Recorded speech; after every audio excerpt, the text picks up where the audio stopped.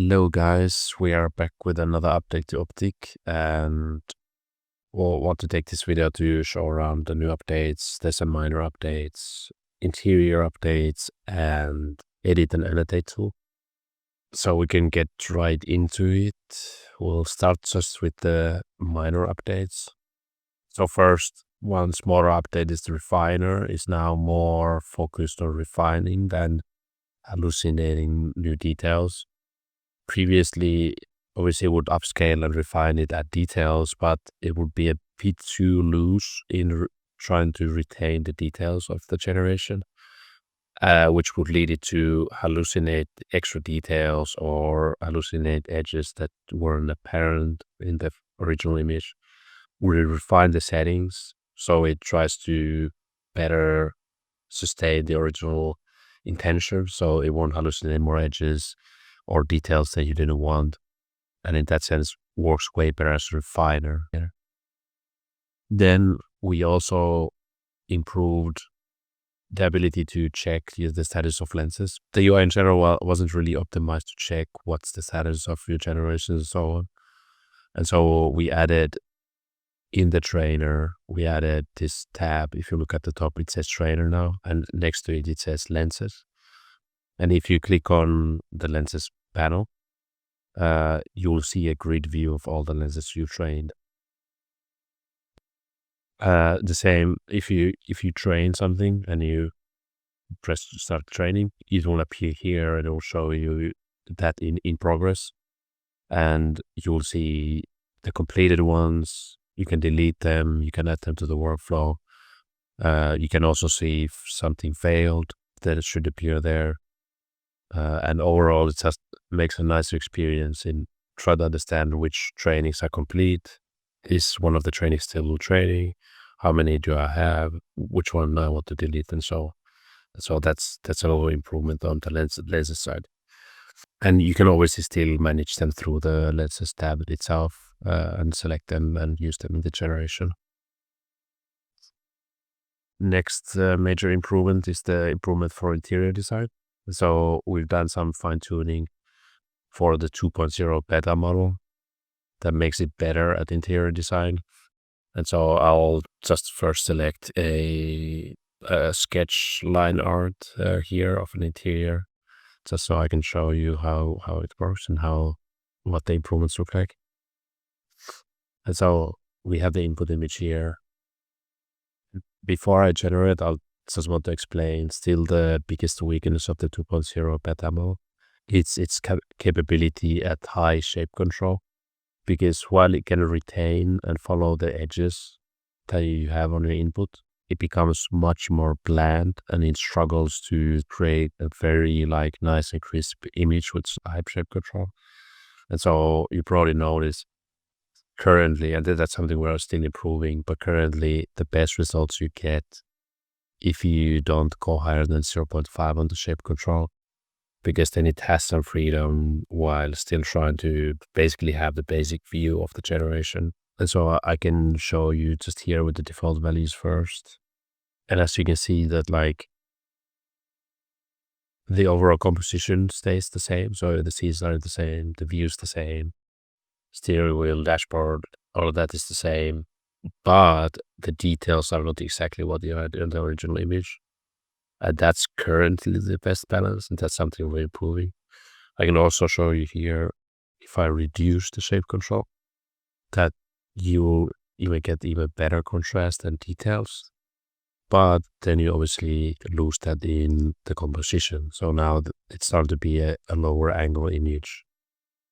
And it's like roughly the layout, but the view and everything else is different. But the shading is obviously, you have a nice contrast and everything. And with 2.0 beta model, we can also do text to image.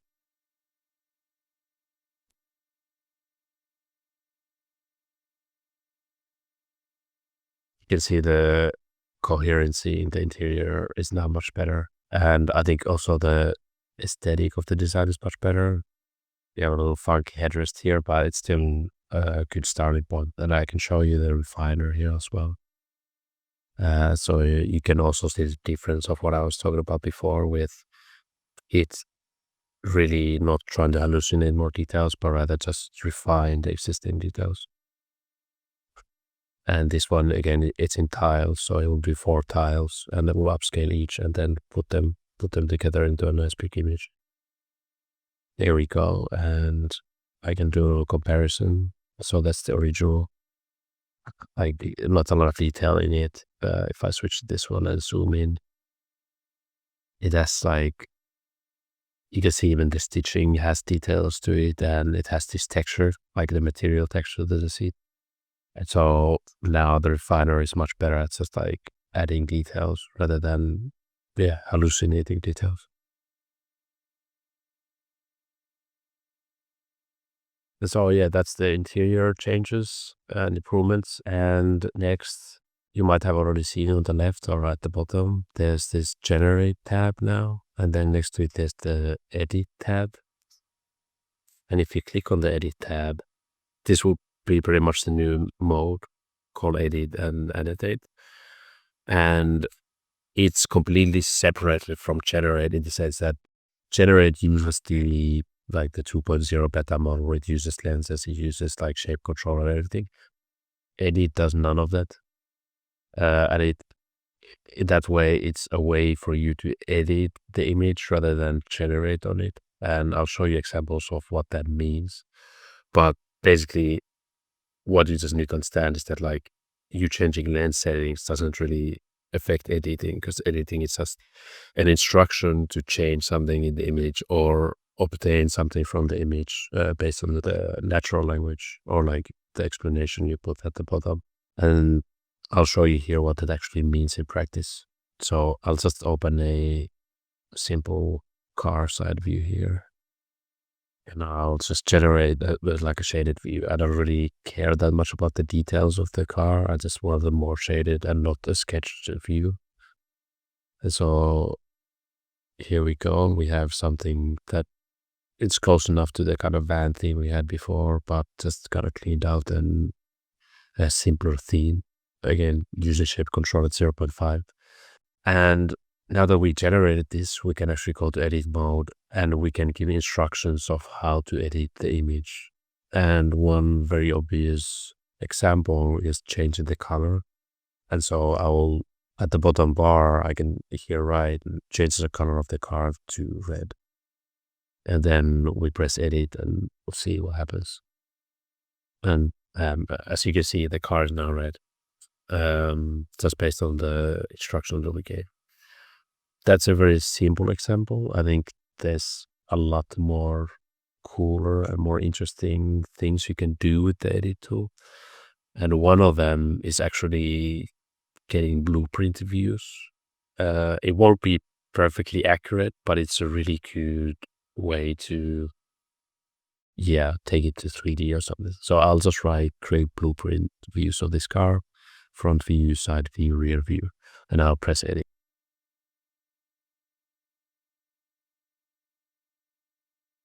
And here we go. As you know, on the side view, you can't really see the front and the rear view. So we're just kind of letting the model just figure something out. But more importantly, you can see we can just get a perfect orthographic view based on the side view we had. And the side, like the view can be anything, it could be 3/4 view, rear quarter view, and you can do orthographic views. Then you just have to understand that whatever view is not visible will just be filled out, kind of guessed by the model. But in either case, it's a really good way to just get like nice plain views. And it doesn't have to be a car. It could also be, I don't know, coffee machine or whatever. And if you just type in the edit mode, you can type in like create blueprint views, front view, side view, rear view. You get a nice result, which again, it's not perfectly accurate, but it's accurate enough where we can use it to take it to 3D or something. So, like I said, you can also change it to any view you want. So we can say obtain a 3/4 front view, and I'll change the environment also. So I'll say the car is driving in Central Park, and let's press edit.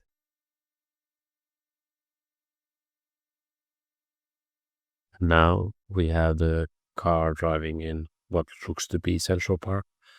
And like I said, this mode is completely separate from the generate part. And so whatever estimation it has to do, let's say of the front theme, would be worse because you're not technically generating. You're using the edit tool to obtain different views. But that obviously means we can generate another view and iterate on it with Optic. So I will go back to generate. I will put model info to 0.5. So we're kind of doing the refinement generation on it. And we can also then generate a more interesting front theme like this.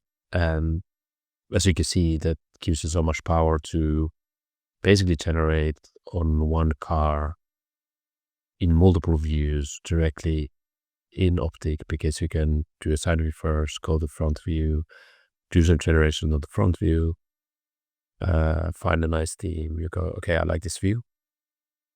And what we can now even do is, I also like the side theme better and the treatment of the body side. So we can do the same thing as we did before, but the other way. And so we can say, update the side view or update the direct side view.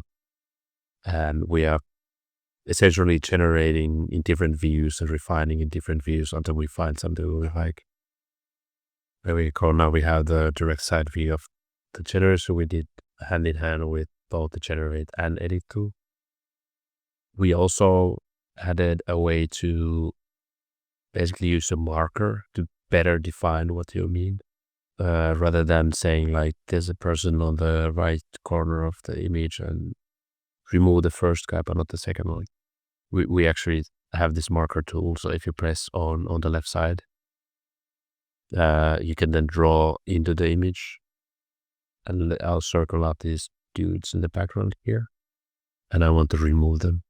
And so I just say remove these people from the image, and I'll generate. And we want to make it as intuitive as possible, so you don't have to say like remove the people in the red square. We instruct the model automatically to know, like if you use the marker and you say these or this, it means whatever is inside the marker or whatever you define with the marker. And there we go, no more people on the right there. Like I said earlier, you can generate stuff and like it can obtain a front 3/4 view, but the design will be so-so. If you have a decent base, so the rest of the car is like of a certain aesthetic, the edit tool can still kind of assume the aesthetic. It won't be as strong as using generate, because again, it's not specifically fine-tuned for like specific automotive aesthetic. But since we have the rest of the car, we can try to say like redo this like headlamp area in the front. And there we go, we have another front, and it's kind of fitting the aesthetic. And so you can see, since we have kind of enough information on the body side and the rest of the aesthetic, you can fill out, it's an okay-ish theme, but that's a limitation because again, it's not using the Optic model, it's not using lenses or any of the settings you define in the generate tab. It's merely editing something based on the instructions you give. And the generate model and the edit model are two separate models. So that's something you just need to keep in mind. But using them in tandem really gives you a lot of power and freedom to do different views, do a lot of different generations, export blueprints, and so on. We can obviously do the edit stuff on the interior as well. And so I'll just generate a quick text to image interior. I'll use an inspiration image just to get a side view of an interior.